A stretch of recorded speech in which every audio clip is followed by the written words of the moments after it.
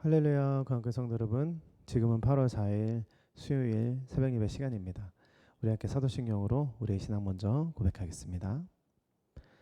전능하사 천지를 만드신 하나님 아버지를 내가 믿사오며 그 외아들 우리 주 예수 그리스도를 믿사오니 이는 성령으로 잉태하사 동정녀 마리아에게 나시고 본디오 빌라도에게 고난을 받으사 십자가에 못 박혀 죽으시고 장사지 사흘 만에 죽은 자 가운데서 다시 살아나시며 하늘에 오르사 전능하신 하나님 우편에 앉아 계시다가 저리로서 산자와 죽은 자를 심판하러 오시리라.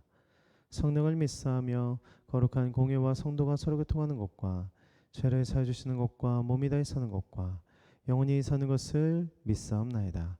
아멘.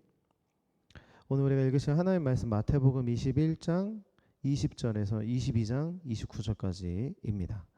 저는 오늘 마태복음 21장의 말씀으로 잠시 말씀 전하도록 하겠습니다. 그 한국 영화 좀 오래된 영화인데 부당거래라는 영화가 있습니다. 류승범 씨 나오는, 황정민 씨도 나오는 그 영화인데 그 영화를 보면 아주 유명한 대사가 있어요. 그 당시 때는 그렇게 유명하지 않았는데 이제 요즘에는 굉장히 좀 유명한 명대사입니다. 바로 사람은 호의가 계속되면 그것이 권리인 줄 알아 라고 말하는 대사거든요. 사실 굉장히 이렇게 막 화내면서 말을 하는 건데 이렇게 차분하게 말을 하려니까 좀 어색하네요. 사람은 호의가 계속되면 그것이 권리인 줄 안다라는 거예요.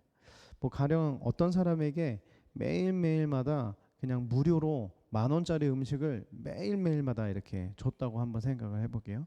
아무 이유 없이 10,000원짜리 음식을 매일매일 주다가 어느 날 이제 매일매일마다 10,000원짜리 주는 게 좀 힘들 것 같다. 그러면서 갑자기 3,000원짜리 음식을 매일매일 주는 거예요.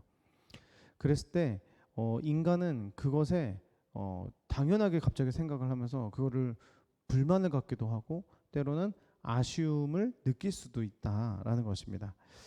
그러니까 누군가가 호의를 계속 베풀어주면 잘해주거나 호의를 베풀어주다가 갑자기 그 사람이 조금 못해줘요. 그러면은 불만이 생기고 또 아쉬움이 생긴다는 것입니다.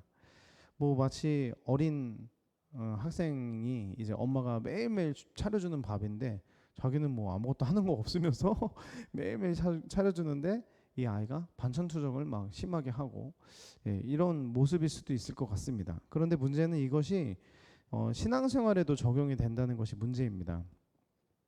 신앙생활로 바꾸면 이렇게 표현될 수 있을 것 같아요.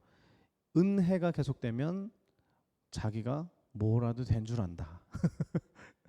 네, 똑같은 말이죠. 은혜가 계속되면 자기가 뭐라도 되는 줄 안다. 저한테 얘기하는 것 같습니다. 오늘 사실 그 큐티가 호세아서였는데 그 호세아서 큐티를 하면서 좀 이런 생각을 했습니다. 그 호세아의 아내 고멜이죠. 이 고멜이 남편을 버리고 호세아를 버리고 집을 나간 것도 좋은데 좋은 것도 아니죠. 그것도 속상한데 중요한 것은 그 여인이 했던 일이 몸을 파는 일이었습니다. 그것은 뭐 가난해서 뭐 돈을 벌기 위해서 함이 아니라 그냥 그 일이 좋아서였다는 것이에요. 그것을 알게 된 호세아는 그 여인을 찾아가고 그 여인에게 제 값을 주고 그 여인의 그 사람에게 값을 주고 그녀를 다시 돌아옵니다. 다시 데리고 돌아와서 다시 아내로 삼고 다시 이 아내가 자신을 남편이라고 부를 수 있도록 이렇게 하는 것이죠. 근데 이것이 하나님께서도 그러셨습니다. 이스라엘은 하나님을 버렸고 바알 신을 섬기기 시작했습니다. 그들은 그 일을 좋아했습니다. 하나님께서는 결국 값을 주고 그들을 데리고 오셔서 다시 이들이 하나님을 하나님으로 부를 수 있도록 만드셨다는 거예요. 이것은 우리에게도 동일하게 적용되는 말씀입니다. 우리는 하나님을 떠나 있는 사람들이었는데 예수 그리스도라는 값을 주고 우리를 부르셨고 우리를 통해서 아버지 하나님 이렇게 부를 수 있도록 만드셨다는 겁니다. 자, 우리 이쪽에 있는 고멜이 한 거 아무것도 없습니다. 이스라엘이 한 거 아무것도 없습니다. 우리가 한 것 아무것도 없습니다. 단지 하나님의 전적인 은혜였습니다. 하나님의 전적이고 무조건적인 은혜입니다. 선택받을 자격이 없는데 그냥 그렇게 해주신 겁니다. 내 입장에서는 은혜 받은 입장에서는 그냥 이건 절대적인 그냥 은혜일 뿐입니다. 나는 아무것도 한 것이 없는데 그냥 그분이 하신 것입니다. 그렇죠? 근데 문제는 이 은혜가 반복되고 반복되고 반복되면 그 은혜를 당연시 여기기 시작하게 되고 사람은 변질되어 가기 시작한다는 것입니다. 주님은 다 이루었다 하면서 값을 주셔서 우리를 은혜로 아들로 삼아 주셨는데 우리는 그 은혜를 당연시 여기기 시작하면 나중에는 불만을 여기기 시작하고 나중에는 아쉬움을 말하기 시작한다는 것입니다. 밥 먹여줬더니 안방 내어놓으라 하는 격이죠. 문제는 그 정도뿐이 아닙니다. 은혜를 원수로 갚기도 하고 은혜를 권리로 여기고 특별의식으로 여기기도 했다는 것입니다. 이것이 유대인들의 이야기요 또 우리들의 이야기인데요. 오늘 본문에 포도원 주인의 비유가 있어요. 포도원 주인이 농부들에게 이 포도원을 맡깁니다. 농부들에게 그냥 말 그대로 그냥 맡겨요. 포도원은 누구 거예요? 포도원 주인의 것이죠. 포도원 주인의 것입니다. 자, 때가 되었습니다. 수확한 열매를 받기 위해서 종들을 보냅니다. 이 주인이 종들을 보냅니다. 그럼 당연히 농부들은 열매를 줘야죠. 왜요? 주인의 것이니까. 자, 그런데 농부들은 마치 그 포도원이 자기들 것인 양 종들을 죽여버립니다. 이거 너무 말이 안 되는 일이죠.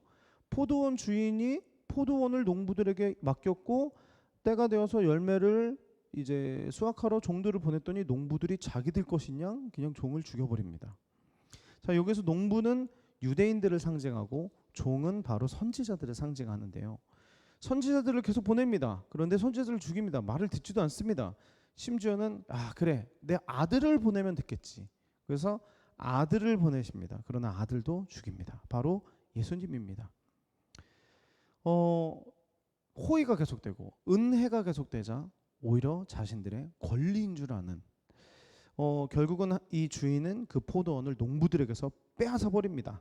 그리고 그 포도원을 누구에게 줄까라고 할 때 42절에 보면 집 짓는 사람이 버린 돌이 집 모퉁이의 머릿돌이 되었다라고 하면서 하나님께서는 너희에게서 하나님의 나라를 빼앗아서 그 나라를 열매를 맺는 민족에게 다시 주실 것이다. 즉, 자, 포도원은 하나님 나라입니다. 그 하나님 나라를 너희들에게서 빼앗아서 열매를 맺는 민족에게 주겠다. 즉, 포도원 비유 또 모퉁이돌 비유는 선민 사상에 빠져 있었던 유대인들과 바리새인들에게 하시는 말씀인데요.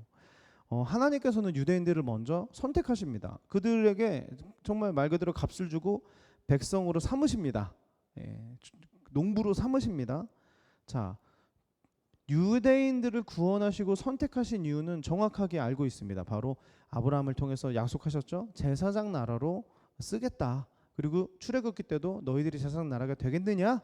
네, 되겠습니다. 언약을 맺었습니다. 제사장 나라가 되라고 먼저 하신 것입니다. 즉 그들을 통해서 복음을 확장시키는 게 하나님의 꿈이었습니다. 그러나 그들은 호의가 계속되고 은혜가 계속되고 그것이 권리인 줄 알기 시작하면서 우월주의에 빠지기 시작합니다. 어떤 우월주의요? 우리가 선택받았어. 우리만 선택받았어. 너희는 선택 못 받았어.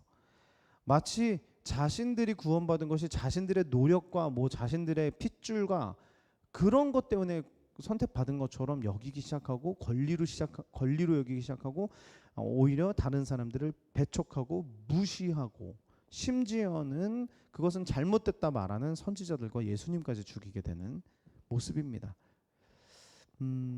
그래서 예수님께서는 너희에게 주었었던 그 포도원, 하나님 나라, 백성이라는 타이틀을 그 제사장 나라라는 타이틀을 열매를 맺는 자들에게 주겠다. 열매를 맺는 자들에게 주겠다라고 말씀하시는 것입니다. 말씀을 마무리하면서 정말 똑같은 이야기지만 기억해야 할 것은 선택이라는 것은 두 가지 의미가 있다는 것을 꼭 기억해야 합니다. 첫 번째 선택의 의미는 구원의 의미입니다. 구원의 선택의 의미. 말 그대로 아까 말씀드린 것처럼 나는 아무것도 한 것 없는데 그냥 나를 구원해 주신 것입니다. 그냥 무조건적인 은혜로 나를 구원해 주신 것이 첫 번째 구원에서 볼 수 있는 선택의 의미라면 두 번째 선택의 의미는 바로 사명적인 선택의 의미입니다. 그들을 선택하신 이유는 그들을 통해서 구원을 확정시키겠다라는 하나님의 굳은 의지가 있었기 때문에 우리를 선택하셨다는 것입니다. 나를 구원한 것은 이유 없이 나를 선택하신 것이지만 그렇게 선택을 받은 사람에게는 이제 또 다른 것이 생기는데 바로 사명의 선택. 그래, 내가 사명자로 선택받았구나. 하나님 나라를 전하는 사명자로 선택받았구나. 사역자 말고요. 사명자로 선택받았구나. 이것을 기억해야 한다는 것입니다. 누누이 말씀드리지만 신앙생활은 그래서 절대로 개인주의가 될 수 없습니다. 나만 은혜 받고 나만 구원받고 나만 천국 가야지. 이거는 유대인입니다. 그래서 우리가 정말 다시 한번 기억해야 할 것은 내가 구원받았다는 것은 다른 의미로 나에게 사명을 주셨다.